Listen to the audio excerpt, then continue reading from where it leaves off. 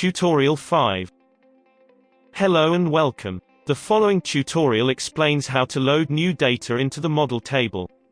In order to load new data, first open the model screen, as explained in Tutorial 2.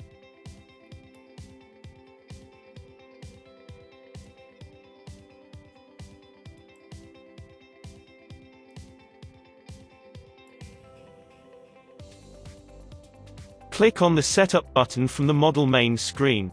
Then click on the Open box icon. This will create a new model data table. Then go to the main screen, and click the Learn button to open the loading screen.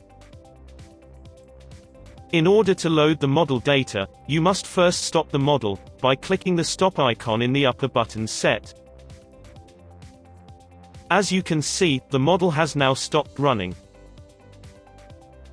The loaded data must be in CSV file format. The file structure should be as follows. The first line should contain the column names, separated by commas. The rest of the lines should contain the data, also separated by commas.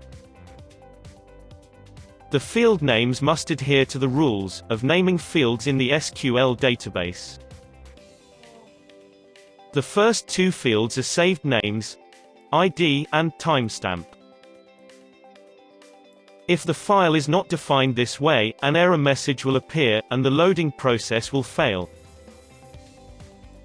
In the first stage, click the 3 points button, located to the right of the source file name box, and choose the file you want to load. Then click on the Time Format button, and choose the time format that located in the CSV file.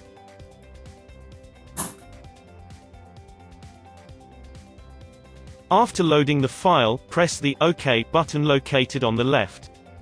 If the file structure conforms to the above explanation, the file will load successfully. You may stop the loading process at any time, by clicking the Stop icon. This procedure may also be used for the quick loading of field names.